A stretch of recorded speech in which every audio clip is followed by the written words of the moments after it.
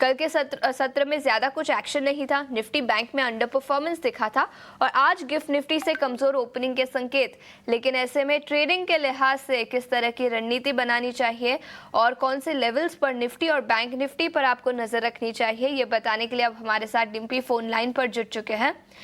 Dimpy, good morning. बताएं, रणनीति किस तरह की होगी आज? आशीषा, गुड मॉर्निंग। देखिए, कल मार्केट पूरी तरह से एक रेंज पे रहा। कल भी जब आप थे फोन पे तो हमने ये बात साफ साफ बताई थी कि मार्केट पूरी तरह से कंप्लीट एक रेंज में रहेगा और मेरे को लग रहा है थोड़ा आज भी मार्केट रेंज में ही रहने की प्रोबेबिलिटी है। मैं 3-4 रीजन बताता हूँ क्यों रेंज में रह सकता है मार्केट। पहला, 24,400 और 500 टफ रेजिस्टेंस है और ऑलरेडी हम सीरीज को पार करके आए हुए हैं। तो हमारे पास जो एक सीरीज के पास शॉर्ट कवरिंग की फोर्स होती है वो हम ऑलरेडी यूज कर चुके हैं मार्केट को ऊपर लेके आने में।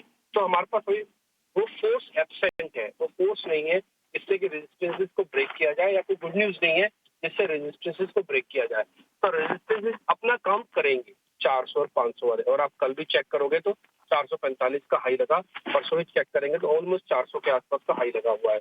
तो ये बात तो ये रेजिस्टेंसेस की, क्या रेजिस्टेंसेस पक्के हैं। दूसरा, पुट कॉल रेशियो के हिसाब से बाजार अभी रेंज में है, वो फेयर वैल्यू पे आ चुका है, 1 पे चल रहा है। तीसरी इंपॉर्टेंट बात कि आप अभी पहलगाम वाला जो एपिसोड है पूरी तरह से अनफोल्ड नहीं हुआ, मालूम नहीं कि क्या होगा और किस तर्ज पर होगा, इसलिए स्लाइटली विक्स बढ़ा हुआ है 17 का।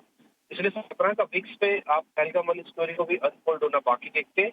लेकिन इस बीच इंस्टीट्यूशनल यानी कि एफआई की खरीदारी थोड़ी सी और बढ़ी है, वही 44% है। ये सभी जो पॉइंट्स मैंने आपको बताया, इन सबसे जो मैसेज अगर आप डिराइव करेंगे, निकालेंगे कि हाँ ये सारी क्या बोल रहे हैं, तो ये सारे एक चीज बोल रहे हैं कि बाजार काफी स्ट्रॉन्ग हैंड्स में। पहला पॉइंट, बाइंग ऑन डिप्स कर सकते हो। दूसरा पॉइंट, रेजिस्टेंसेस थोड़े से पक्के हैं। तीसरा पॉइंट, चौथा पॉइंट कि मार्केट के अंदर थोड़ा वॉल्यूम कम रखना चाहिए और स्टांस को कॉशियस रखना चाहिए। ये सारी बातें ये चारों पांचों इंडिकेटर से हमने आपको बताई है रफ रफ में। दोनों ही शेयर्स के अंदर यानी कि दोनों इंडाइसेस निफ्टी और बैंक निफ्टी के अंदर अगर आप कल का सेशन देखेंगे तो फ्लैट ट्रेंड था। एक के अंदर तो 7 पॉइंट की बढ़त थी तो दूसरे के अंदर से 40 पॉइंट की गिरावट थी। अब आ जाते हैं आज क्या से करें। आज आप पूरी रेंज में रखें अपने आप को। मैं फिर से लेवल्स रिपीट कर देता हूँ निफ्टी के। पहला 24,000 का सपोर्ट है, दूसरा 24,200 का सपोर्ट है, ये सपोर्ट्स है। रेजिस्टेंस 24,400 का पहला रेजिस्टेंस है, 24,500 का दूसरा रेजिस्टेंस है। तो कुल मिला के 400 पॉइंट का हो गया मार्केट। इस 400 पॉइंट के मार्केट में डिप मिले 24,000 के आसपास, खरीद लेना, 24,200 के आसपास थोड़ा सा और खरीद लेना और ऊपर आके फिर बेच देना। जब तक 24,400 500 पार नहीं होगा बड़ा मूव मार्केट के अंदर आएगा नहीं, आपको बड़ी पोजीशन लेनी ही है। मैं बैंक निफ्टी भी रिपीट कर देता हूँ। 55,000 की 350 400 के आसपास बंद हुआ है। 55,000 का सपोर्ट है, 54,800 का सपोर्ट है। ये दो सपोर्ट्स हो गए। रेजिस्टेंस है ऊपर जाते समय 55,500 55,800, ये दो रेजिस्टेंसेस है। तो कुल मिला के आपका 1000 पॉइंट की रेंज होगी। टिप मिले तो बाइंग ऑन डिप्स करना, अगर मजबूरी है तो ही बाय करना, नहीं तो ज्यादा जरूरत नहीं है।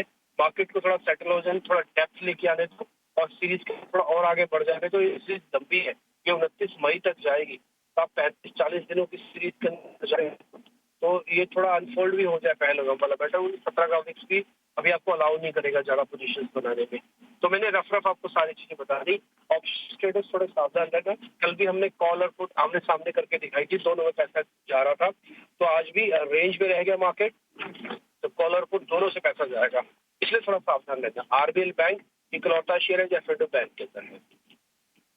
ठीक है, तो ये कुछ लेवल्स जहां पर आपको अपनी नजर रखनी चाहिए और ऑप्शन ट्रेडर्स को सावधान रहने की सलाह यहां पर आती हुई इस पर विस्तार में 1 बजे 8 बजे फिर एक बार चर्चा करेंगे। डिम्पी, बहुत बहुत शुक्रिया हमारे साथ पूरी डिटेल्स के साथ जुड़ने के लिए। लेकिन बाजार पर विस्तार में चर्चा करने के लिए और रणनीति बताने के लिए अब हमारे साथ investforedu.com के आदित्य अग्रवाल भी जुड़ चुके हैं। Aditya, good morning. और सबसे पहले अक्षय तृतीया की आपको बहुत बहुत शुभकामनाएं। बताएं, आपकी रणनीति ऐसे बाजार में किस तरह की होगी?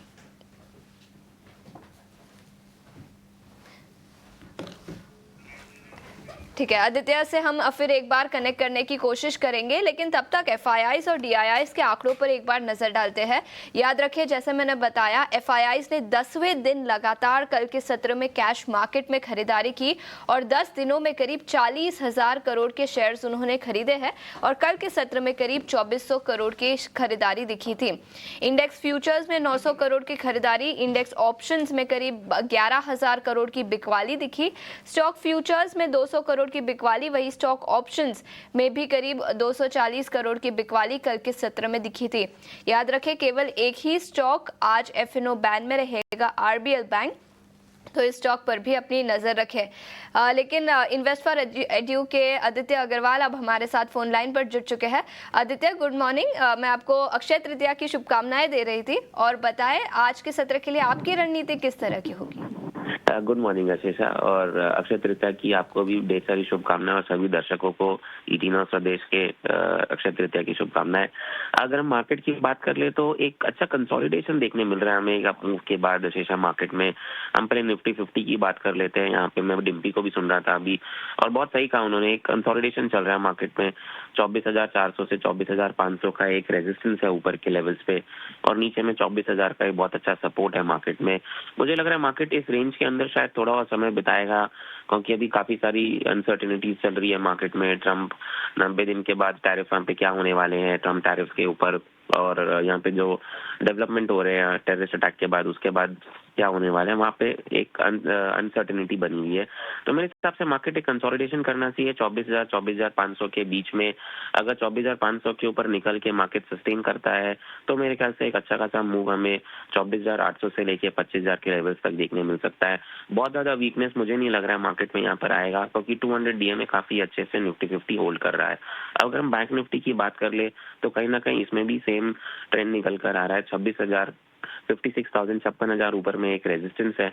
अगर उसके ऊपर निकाल के बैंक निफ्टी सस्टेन करता है तो मेरे हिसाब से बैंक निफ्टी में एक अच्छी खासी तेजी हमें यहाँ पे देखने मिल सकती है और बैंक निफ्टी 58,000 से 60,000 के लेवल्स को टेस्ट कर सकता है। अगर हम दोनों इंडाइसेस को देख ले और स्ट्रेंथ किसमें ज्यादा है हम वो देख ले तो मेरे हिसाब से यहाँ से थोड़ा बैंक निफ्टी कंसोलिडेट कर सकता है और निफ्टी में एक अच्छा मूव हमें यहाँ पे देखने मिल सकता है। तो अगर फ्रेश लॉन्ग लेना हो तो निफ्टी में देखिए 24,200 24,000 का स्टॉप लॉस लगाए और ऊपर अगर 24,500 निकालता है तो आपको 24,800 से 25,000 के लेवल्स देखने मिलेंगे। क्या तो इंडेक्सेस की बात करें तो निफ्टी आउट परफॉर्म करता हुआ नजर आएगा शॉर्ट टर्म में, लेकिन आदित्य स्टॉक स्पेसिफिक आइडियाज कौन से होंगे आज के सत्र के लिए? दो लॉन्ग ट्रेड के साथ जाना चाहूंगा। पहला है डिक्सन टेक्नोलॉजीज, स्टॉक ने एक अच्छा मूव दिखाया, उसके बाद एक कंसोलिडेशन देखने मिला। मेरे हिसाब से यहाँ पे फ्रेश ब्रेकआउट आता है स्टॉक में तो हमें टारगेट यहाँ पे आएंगे 17,650 और नीचे स्टॉप लॉस लगाना है 16,100। तो 17,650 के स्टॉप लॉस के साथ बाइंग करे डिक्सन टेक्नोलॉजी, 16,100 का स्टॉप लॉस लगाए। और दूसरा स्टॉक रहेगा बालकृष्ण इंडस्ट्रीज। हमने देखा है सभी एंसिलरी ऑटो एंसिलरी कंपनीज में एक अच्छा अप मूव आ रहा है, उसमें से बालकृष्ण इंडस्ट्रीज बहुत ही बेहतरीन लग रहा है मुझे। करंट लेवल से खरीदारी की सलाह रहेगी। 2,800 का यहाँ पे टारगेट है और 2,550 का स्टॉप लॉस।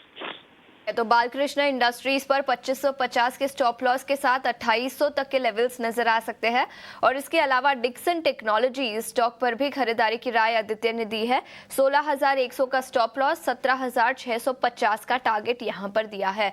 आदित्य बहुत बहुत शुक्रिया समय निकालकर आज हमारे साथ ईटीना स्वदेश पर जुड़ने के लिए।